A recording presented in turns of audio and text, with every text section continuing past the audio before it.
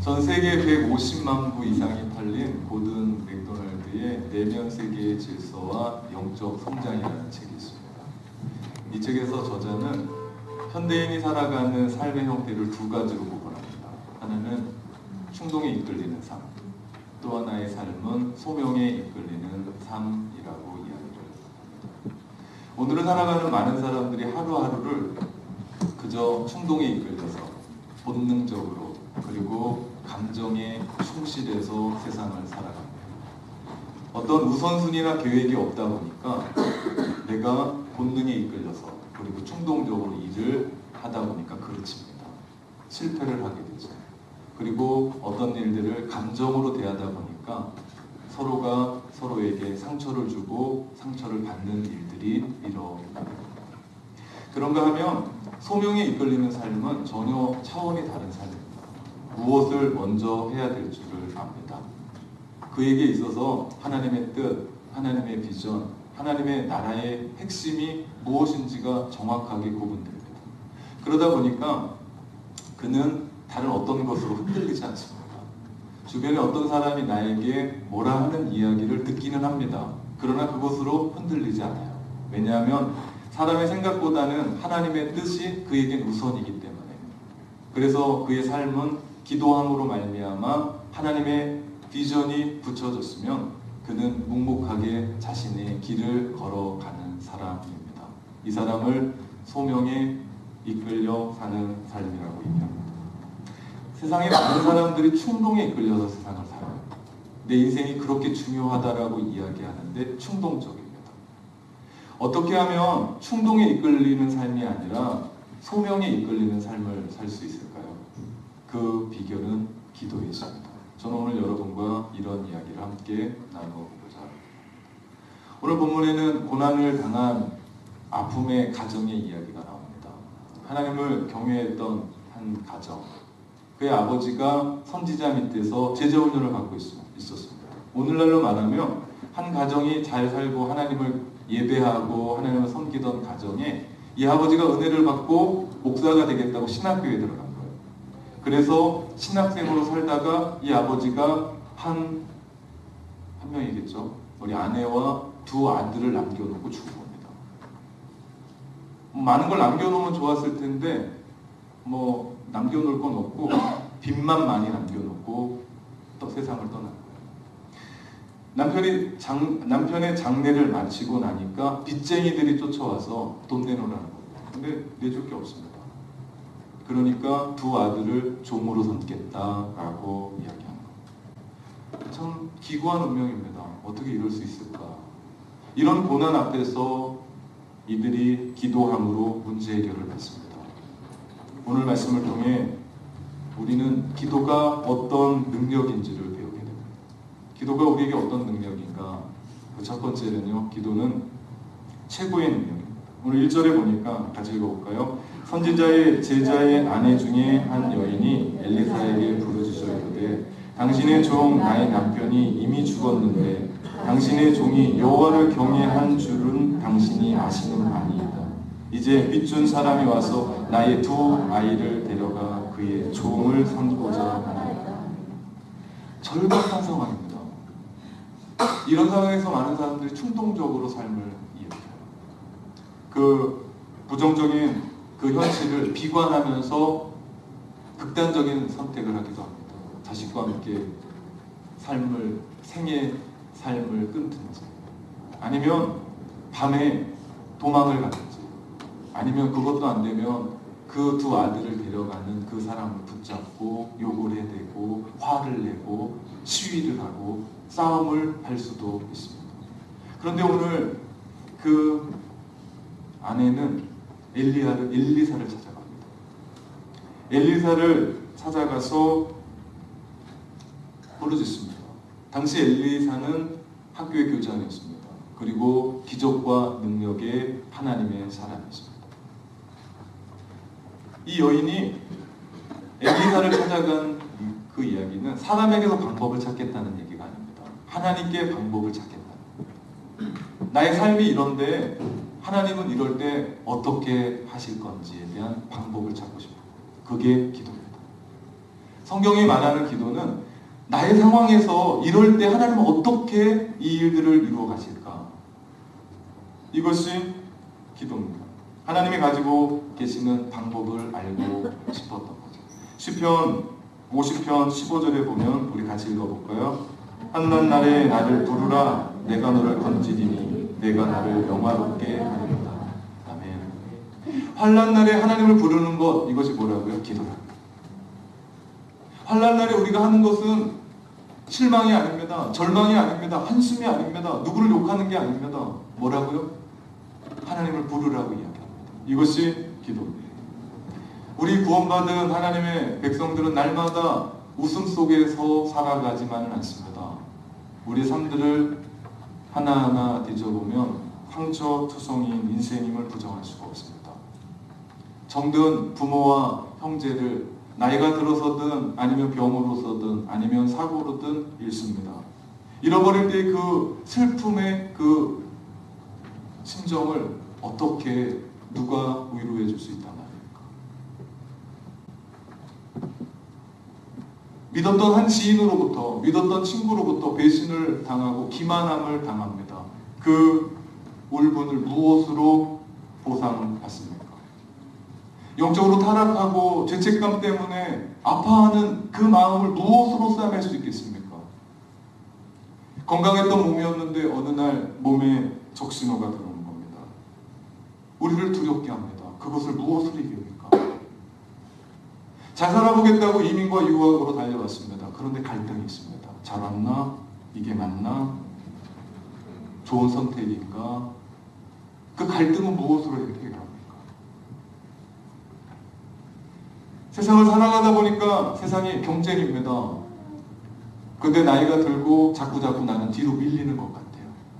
그 수치감과 패배감은 또 어떻게 치유합니까? 가만 보면 이 모든 것이 오늘을 살아가는 현대인의 조상입니다. 그것이 우리였습니다. 다른 사람이 아니라 그것이 우리였습니다. 우리 모두 우리의 인생은 상처를 안고 세상을 살아갑니다. 이것을 해결할 수 있는 길이 한 가지가 있습니다. 그것이 기도입니다.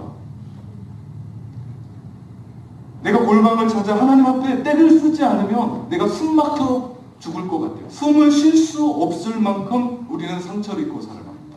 그런데도 기도를 하지 않습니다. 숨기고 살아요. 괜찮을 것 같아요. 시간 지나가면 해결될 것 같습니다. 근데 해결되지 않습니다. 그것이 골마 터지죠. 그것이 우리 안에 병이 됩니다. 그것이 육체적인 병이든 그것이 마음의 병이든 병이 생깁니다. 그렇기 때문에 우리가 기도해야 됩니다. 기도를 하게 되면, 그렇게 되면 고난 그 자체가 아니라 고난 너머에 있는 것들을 우리는 보게 되죠. 고난을 다스리는 하나님의 손길을 보게 됩니다. 그렇게 되면 고난도 우리 삶에 의미가 있죠. 고난에도 뜻이 있는 것을 우리가 발견하게 되면 그 속에서 우리는 결국 인생의 의미를 발견하게 됩니다. 이것이 치유입니다. 오늘 고난 중에 있었던 한 가정의 어머니가 엘리사를 찾아갑니다. 그리고 부르짖습니다. 그때 엘리사가 말합니다. 2절에 내가 무엇을 하기 원하느냐? 무엇을 해주랴? 내게 있는 것이 무엇이냐? 그랬더니 기름 한 병이래요. 아니, 세 식구가 사는데 가지고 있는 게 고작 기름 한 병밖에 없는 겁니다. 아무것도 없어요. 정말 이 집은 정말 가난한 중에 가난한 집입니다. 3절 말씀해 보니까 엘리사가 얘기합니다. 이웃에게로 가서 네가 빈 그릇 빌릴 수 있을 만큼 빌려라. 이 집은 빈 그릇도 없는 집입니다. 빈 그릇도 없는 집이에요. 가서 빌려라. 동네에 가서 빌릴 수 있는 대로 빌려라. 그리고 문을 닫고 빈 그릇에 가지고 있는 기름을 붓기를 시작하리라. 그랬더니 이게 웬일입니까? 기름을 부어도 기름이 그치지 않는 겁니다. 마지막 빌려온 그릇 마지막까지 그릇 기름이 찾아 기름이 그쳤습니다. 그러자 7절 말씀해 보니까 엘리사가 그 여인에게 이거 갖다가 팔아서 빚을 갚고 두 아들과 생활하라 라고 이야기합니다. 고난이 기도를 만들었습니다. 우리는 지금까지 고난하면 울었습니다. 고난하면 아파했습니다. 고난하면 이것은 아니라라고 나는 부정했습니다. 근데 기도가 고난이 기도를 만들었고 그 기도는 하나님의 능력을 경험하게 됐습니다. 그러니 그 기도는 축복이었습니다. 아니, 더 먼저 돌아가면 고난은 축복이었습니다. 근데 우리 그렇게 생각하지 않아요. 고난은 아픈 거라고 생각해요. 고난은 힘든 거라고 생각해요. 근데 우리가 웃을 때보다 아플 때가 더 기도하게 됩니다. 그러면서 우리 안에 결국 그 자리는 하나님의 능력을 경험하는, 최고의 능력을 경험하는 자리가 됩니다. 여러분 인생에 고난이 있습니까? 앞이 캄캄하고 인생의 벽 앞에서 넘지 못하고 현실이 막막해서 아무것도 할 수 없는 그 일, 그 문제, 그 사건. 그렇다면 그 고난은 하나님이 우리에게 기도하라고 하는 사인인 줄 믿습니다. 우리가 그거 붙잡고 하나님 앞에 나아가는 겁니다. 그러면 우리는 하나님의 능력을 경험할 수 있게 됩니다. 이번 우리가 하는 특별한 새벽 40일, 우리가 이렇게 기도하자는 겁니다. 이런 능력을 경험하자라는 이야기입니다. 우리는 그 능력으로 기도하기를 시작할 때 결국 고난을 딛고 아픔을 이기며 우리의 삶 가운데 내가 아니다라고 고개졌던 그 모든 것이 우리의 삶의 축복이었음을 보게 되고 결국 그 안에 하나님이 계셨고 그 안에 하나님께서 우리 가운데 말씀하시려고 하는 그 뜻을 발견할 수 있게 되니 이 기도는 우리에게 그 어떤 것보다도 최고의 능력이 되는 줄 믿습니다. 그래서 우리 보고 하나님은 특별하게 기도하라는 겁니다. 기도가 또 우리에게 어떤 능력인가? 기도는 무제한적인 능력입니다. 오늘 말씀 3절에 보니까 같이 읽어보겠습니다. 이르되 너는 밖에 나가서 모든 이웃에게 그릇을 빌리라. 빈 그릇을 빌리되 조금 빌리지 말고 하는 말씀입니다. 나가서 그릇을 빌리는데 조금 빌리지 말고 최대한 많이. 그래서 빌릴 수 있을 만큼 최대한 많이 빌렸습니다. 그랬더니 그 빈 그릇에 다 채워졌어요. 더 빌렸다면 더 채워졌을 겁니다. 더 많은 것을 빌렸다면 더 많은 것들이 채워졌을 겁니다. 무슨 얘기입니까? 하나님의 능력은 무제한적이라는 겁니다. 제한이 없습니다. 우리가 하나님께서 우리에게 너희 큰 믿음 구하라 라고 말씀하시는 이유는 다른 게 아닙니다. 하나님께서 크게 부어주시겠다라고 말씀하는 겁니다. 절대로 기도하면서 주님의 능력을 제한하지 마십시오. 제한하는 것은 나의 능력입니다.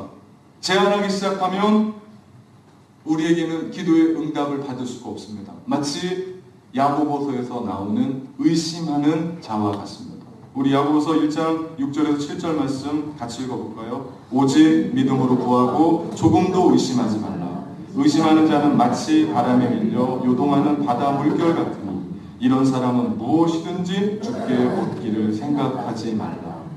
무엇이든지 이런 사람은 주께 얻기를 생각하지 말라.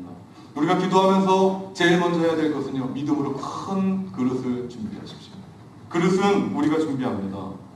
그런데 은혜는 하나님이 주시죠. 기름은 하나님이 부어주십니다. 여러분이 준비한 그릇만큼 하나님의 능력을 담을 수 있게 됩니다. 그 능력은 무제한적인 능력입니다. 믿으십니까? 그렇기 때문에 나에게 그것이 없다면 오늘 여인에게 엘리사가 밖에 나가서 이웃에게 그릇을 빌리라고 했던 것처럼 빌리십시오.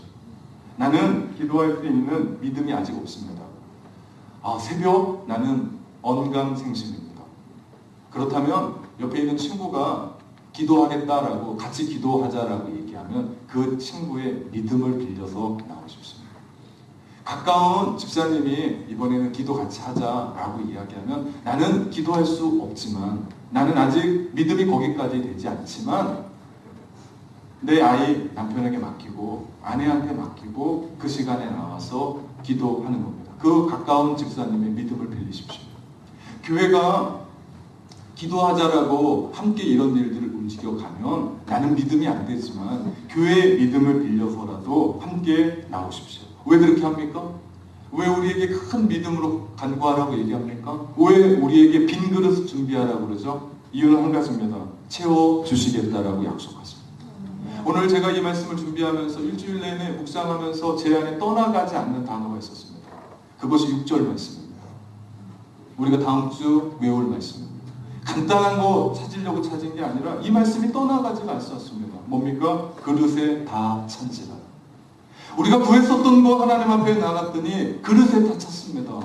하나님 앞에 울부짖었던 그 모든 것들 가지고 나갔더니 하나님께서 다 채워주셨습니다. 응답하게 해주셨습니다. 간절히 간구한 것 해결받았습니다. 이번 특별한 새벽 40일, 우리 일주일도 아닙니다.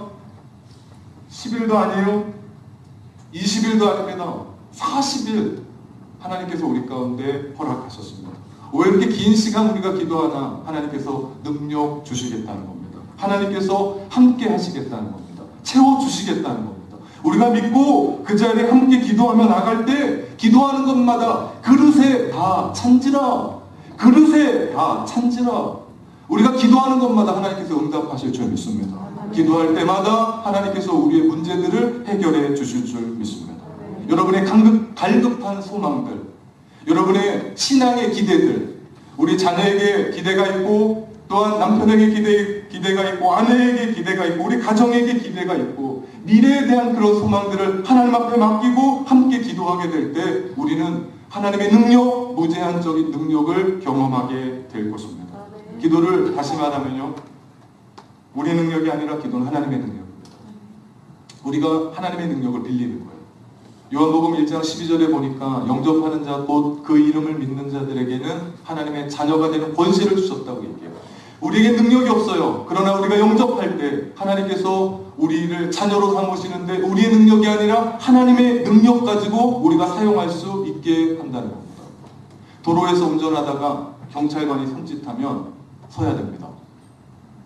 저희 집에 누군가는 좀 많이 있는데 이렇게 오라면 서야 돼요. 안 서면 안 됩니다. 왜 그렇습니까? 경찰이 차고 있는 총이 무서워서 그렇습니까? 아닙니다. 경찰에게 부여해준 뉴질랜드 정부가 부여해준 힘 때문에, 이 나라가 그에게 부여해준 권세 때문에, 그 권세 때문에, 그 위임된 힘 때문에 서는 겁니다. 경찰이 손짓하면 다 서야 돼요. 하나님이 우리 가운데 주신 권세가 바로 이런 겁니다. 그것이 바로 기도의 능력이죠. 하나님 우리 가운데 권세를 주셨습니다. 무제한적인 능력. 너희 기도해라. 그러면 내가 응답하겠다. 너희 무엇이든지 믿고 구해라. 그러면 내가 응답하겠다. 입을 크게 열라. 내가 너에게 부어주겠다.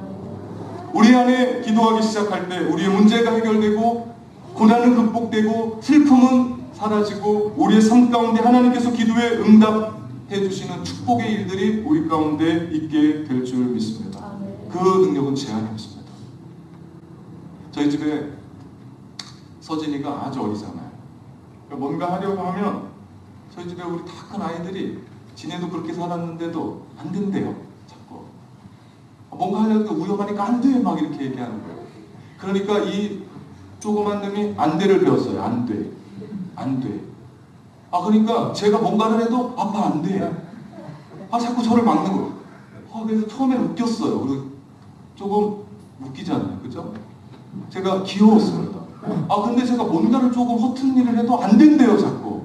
그래서 제가 하루는 정색을 하고, 2살짜리한테 뭘 제가 정색할 필요가 있을지 모르겠는데 하여튼 제가 답답해서 정색을 하면서 아빠는 돼 라고 얘기했습니다.